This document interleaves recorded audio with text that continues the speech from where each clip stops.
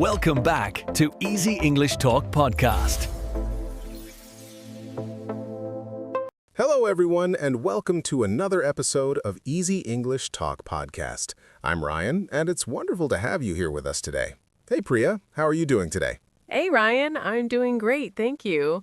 I had a really nice morning, actually. I went for a walk, and the weather was just perfect. How about you? That sounds lovely. My day has been good, too. I've been preparing for our episode today, and I'm really excited about it. So, to all our listeners out there, where are you watching or listening from right now? Yes, we'd love to know. Are you at home, at work, or maybe traveling somewhere? And we also want to ask you something important. Is this podcast helping you improve your English? Are you finding value in these episodes for your self-growth and learning?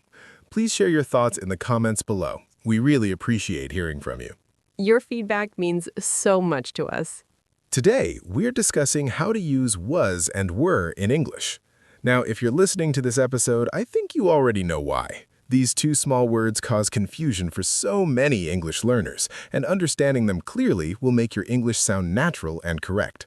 Exactly. And by the end of this episode, you'll know exactly when to use was, when to use were, and how to avoid the most common mistakes that learners make every single day.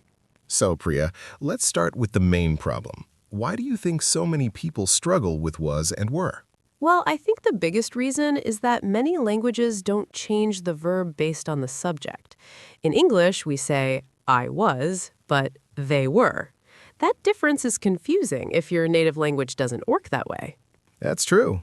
And even when people understand the rule, they often mix them up when speaking quickly or writing under pressure. Right. Another problem is that learners sometimes memorize the rule without really understanding why it matters.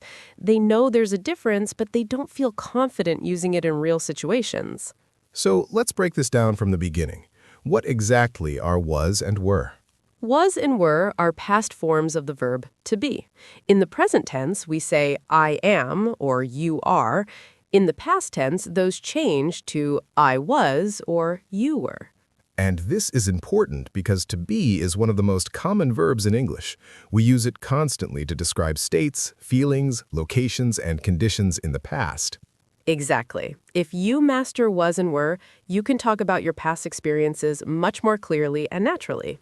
So let's talk about the basic rule. When do we use was? We use was with singular subjects. That means with I, he, she, and it. For example, I was tired yesterday, or she was at the office. And when do we use were? We use were with plural subjects and with the word you. So we say you were, we were, and they were. For example, you were right about that, or they were happy to see us. Now, one thing that confuses people is the word you. Whether you're talking to one person or many people, we always use were with you. That's right. We say you were late whether we're talking to one friend or a whole group. So let's practice this with some clear examples. Can you give me some sentences using was? Sure. I was at home last night. He was very kind to me. The weather was beautiful yesterday. It was a difficult decision. Perfect. And now some examples with were. We were excited about the trip. You were amazing in that presentation. They were surprised by the news. The children were playing in the garden. Those are excellent examples. Now let's talk about negative sentences. How do we make was and were negative? We simply add not after was or were. So was not or were not. We can also use contractions, wasn't and weren't. Can you give us some examples? Of course. I was not ready for the exam, or I wasn't ready. They were not at the meeting, or they weren't at the meeting. Great. And what about questions? How do we form questions with was and were? We simply switch the order. The verb comes before the subject. So instead of you were there, we ask, were you there? Instead of he was happy, we ask, was he happy? Can you give us a few more question examples? Sure. Was she at the party? Were they pleased with the results? Was it expensive? Were you feeling okay? Excellent. Now, let's talk about one of the most common mistakes. What do learners do wrong most often? The most common mistake is using was with plural subjects or with you. For example, saying you was right or they was happy. This sounds incorrect to native speakers. Why does this mistake happen so often? I think it's partly because was is easier to say than were for some learners. Also, in casual spoken English, some native speakers use non-standard grammar, which can confuse learners. That's an important point. Even if you hear you was in movies or songs sometimes, it's not standard English. Exactly. For learning and for professional or formal situations, always use the correct form. You were, not you was. Another common mistake is using the wrong form with I. What should people remember? Always use was with I. We say I was, never I were. This is true in almost all situations. Almost all situations. Is there an exception? Yes, there's one important exception, and we'll talk about that soon. But for regular past tense statements, always say I was. Good. Now let's talk about describing feelings and states in the past. This is where was and were are used very often. Right. When we talk about how we felt or what condition we were in, we use these verbs. For example, I was happy. She was tired. We were confused. Can you give more examples of feelings and states? Sure. I was nervous before the interview. He was excited about the new job. We were worried about the test. They were proud of their children. These are everyday sentences. Now, what about describing locations, where someone or something was? We use was and were for locations too. I was at the library. She was in London last week. We were at the restaurant. They were in the park. And we can also describe what something was like, right? Yes. The movie was interesting. The food was delicious. The streets were crowded. The rooms were clean and comfortable. Now, let's move to something slightly more advanced. What about the phrase there was and there were? This is very useful. We use there was with singular nouns and there were with plural nouns. For example, there was a problem yesterday. There were many people at the event. Can you explain why this matters? Because this is how we describe what existed or what was present in a place at a past time. It's a very natural way to start sentences in English. Let's practice this. Give me some examples with there was. There was a meeting this morning. There was a strange noise outside. There was only one person in the room. There was a beautiful sunset yesterday. Good. And now there were? There were 20 students in the class. There were some mistakes in the report. There were lots of cars on the road. There were 2 options available. Perfect. Now, here's a common mistake with this structure.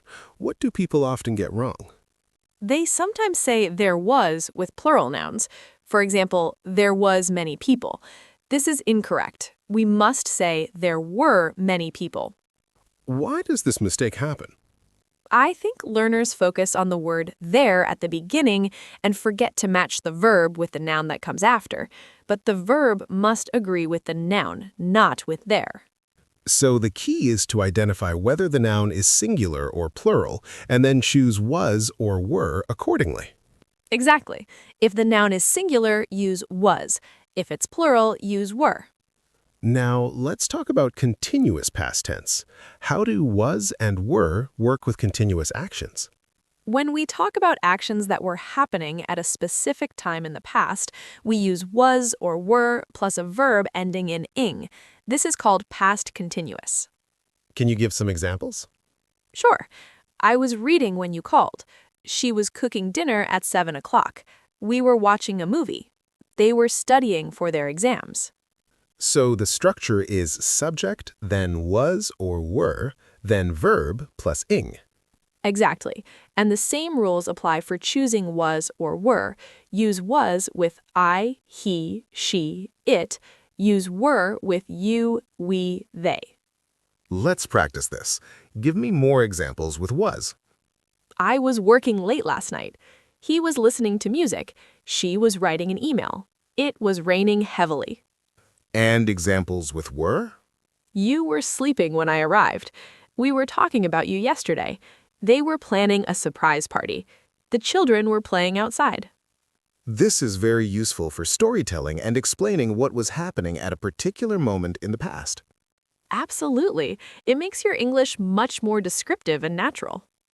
Now, let's talk about that exception you mentioned earlier. When do we use were with I instead of was? Good question. We use were with I in hypothetical or unreal situations. This is called the subjunctive mood. For example, if I were rich, I would travel the world. Why do we say if I were instead of if I was here? Because we're talking about something that isn't real or true. I'm not actually rich. It's an imaginary situation. In these cases, we use were with all subjects, including I. So can you give more examples? If I were you, I would take that job. I wish I were taller. If she were here, she would help us. If it were possible, I would go back in time. So this is used for wishes and hypothetical conditions. Exactly. When we're imagining something unreal or contrary to fact, we use were for all subjects. Now, in casual conversation, some people say if I was instead of if I were. Is that wrong? In very casual speech, if I was is becoming more common, but for formal writing and speaking, if I were is still the correct and preferred form for hypothetical situations. So learners should practice using if I were to sound more accurate and educated. Yes, definitely. It shows a strong understanding of English grammar. Let's talk about some practical tips. How can someone practice using was and were correctly? First, practice making simple sentences about your own past. Talk about what you did yesterday, where you were, how you felt. This helps build confidence with basic usage. That's good advice. What else? Pay attention when you read or listen to English. Notice how native speakers use was and were in different contexts. This helps you develop a natural feel for when to use each one. And what about when you're speaking? Don't worry too much about making mistakes. The important thing is to communicate. But when you notice an error, correct yourself and try again. This builds good habits over time. Should people practice writing as well? Yes, writing is very helpful. Write short journal entries about your day or your week. Use was and were to describe what happened. Then read it back and check if you used them correctly. That's excellent practice because you can take your time and think carefully. Exactly. And you can also ask teachers or native speakers to check your writing and give feedback. Now, let's talk about some phrases and expressions that commonly use was and were. What are some useful ones? There are many. For example, I was about to means you're going to do something. I was about to call you when you texted me. That's useful. What's another one? I was wondering is a polite way to ask something. I was wondering if you could help me with this. And what about expressions with were? We were just talking about you is common when someone arrives while you're discussing them. You were right all along admits someone was correct from the beginning. These phrases are part of natural, everyday English. Yes, and learning them helps you sound more fluent and natural. Let's talk about time expressions that often go with was and were. Which words and phrases are commonly used? Words like yesterday, last night, last week, last month, and last year are very common. For example, I was busy yesterday, or we were on vacation last month. What about expressions with ago? Yes, we use ago for past time. She was here 2 hours ago. They were students 5 years ago. The structure is number plus time period plus ago. And we can use specific times too, right? Absolutely. I was at work at 9 o'clock. We were eating dinner at 7:30. They were sleeping at midnight. These time markers help make your meaning very clear. Yes, they give context and help the listener understand exactly when something happened. Now, let's address another common question. What's the difference between I was and I have been? That's an important distinction. I was refers to a finished past state or action. I was tired yesterday means yesterday is over and we're looking back at it. And I have been? I have been connects the past to the present. I have been tired lately means it started in the past and continues now or has just finished. So was is for completed past and have been is for past connected to present. Exactly. This is called present perfect and it serves a different purpose from simple past with was and were. Can you give more examples to show this difference? Sure. I was sick last week. That's finished. I'm better now. I have been sick this week. It started recently and might still be true. That's a helpful comparison. Now, what about in negative sentences? Do the same rules apply? Yes, we still use was with I, he, she, and it, and were with you, we, they. We just add not. I wasn't happy with the decision. They weren't ready for the challenge. And in questions, the same rules apply as well? Correct. Was I too loud? Were we invited to the party? The subject determines whether we use was or were. Let's talk about adjectives that commonly follow was and were. What are some examples? Many adjectives describe feelings: happy, sad, angry, excited, nervous, worried, surprised, disappointed, pleased, grateful. And adjectives describing conditions or states. Yes, like busy, free, available, ready, tired, awake, asleep, alive, aware, careful, successful, helpful. Can you make sentences with some of these? I was grateful for their support. She was aware of the risks. We were careful with our decisions. They were successful in their efforts. These adjectives are essential for expressing yourself clearly in the past. Absolutely. The more adjectives you know, the more precisely you can describe past situations. Now, let's talk about age. How do we talk about age in the past using was and were? We use was or were plus the age. I was 10 years old when we moved. She was 25 when she started her business. They were teenagers at the time. So we don't say, I had 10 years old. No, that's a common mistake. In English, we use the verb to be for age. I was 10, not I had 10. That's important to remember.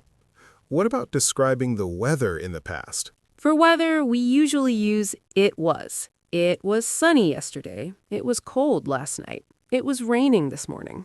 And we can use there was or there were for weather phenomena too? Yes, there was a storm last week. There were dark clouds in the sky. There was heavy snow in the mountains. These are everyday situations where we need was and were. Exactly. Weather is a very common topic in conversation, so this is useful vocabulary. Let's talk about some cultural contexts. Are there regional differences in how people use was and were? In Standard English, across all regions, American, British, Australian, the rules are the same. Was with singular, were with plural, and you. But in casual speech or dialects, In some dialects or very casual speech, you might hear non-standard forms. But for learners, it's best to stick with standard grammar. because that's understood and accepted everywhere? Exactly. Standard grammar works in all professional and educational contexts, and it's what's taught in schools and tested in exams. Let's discuss some strategies for remembering when to use was versus were. What helps? One helpful tip is to memorize the subjects with each verb. Make a mental list. Was goes with I, he, she, it. Were goes with you, we, they. Some people find it helpful to practice with a chart or table. Yes, visual learners especially benefit from seeing the pattern written out. You can make a simple chart and refer to it until it becomes automatic. And what about using memory tricks or associations? You could remember that were has more letters, so it goes with more people, plural subjects. Was is shorter for single subjects. That's creative.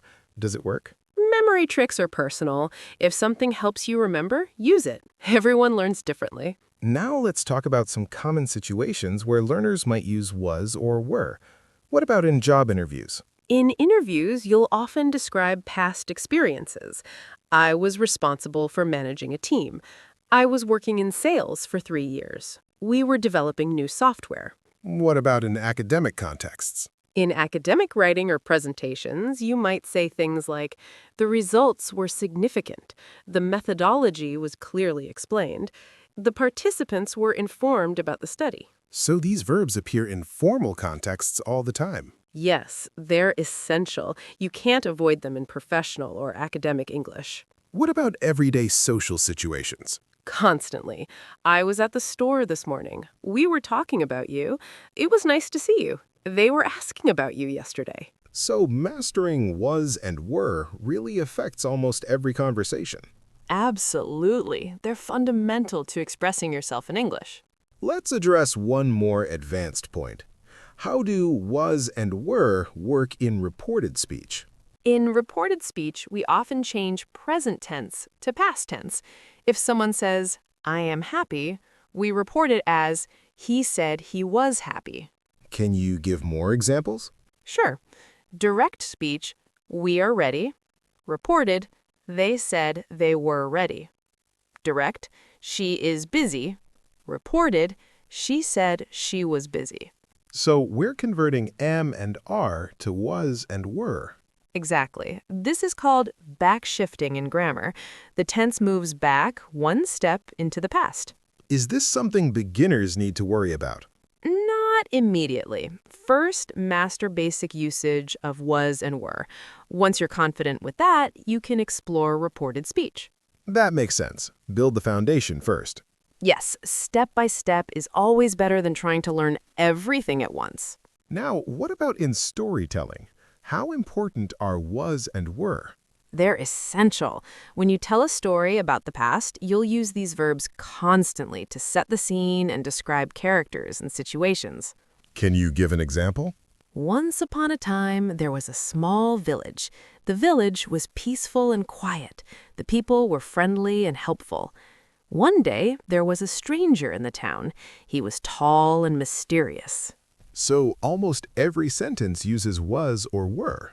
In past tense narratives, yes.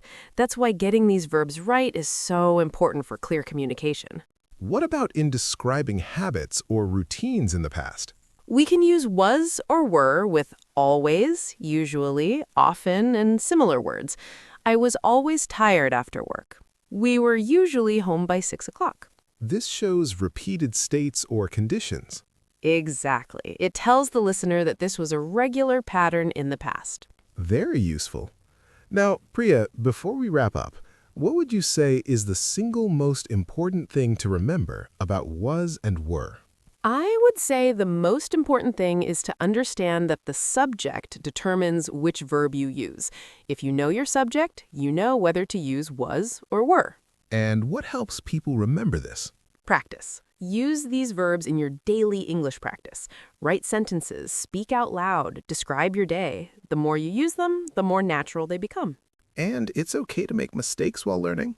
Absolutely. Mistakes are part of learning. The important thing is to keep practicing and gradually improve. I think that's great advice. Now, let me ask you this. What changes for learners once they master was and were? Their confidence grows significantly. They can talk about the past without hesitation. They can tell stories, share experiences, describe feelings and situations, all with accuracy and fluency. So it really does open up a whole new level of communication. Definitely. And it makes listening easier too, because you understand the structure when others speak. That's a great point. Understanding grammar helps with both speaking and listening. Yes, the two skills support each other. When you know how something should sound, you recognize it more easily when you hear it. Well, I think we've covered was and were very thoroughly today. Let's quickly summarize the key points. First, was is for singular subjects, I, he, she, and it. Were is for plural subjects, and for you. So you, we, and they. We use these verbs to describe past states, feelings, locations, and conditions. We can make negatives by adding not, wasn't, and weren't. We form questions by putting the verb before the subject. And there's a special case. We use were with all subjects in hypothetical situations, like if I were you.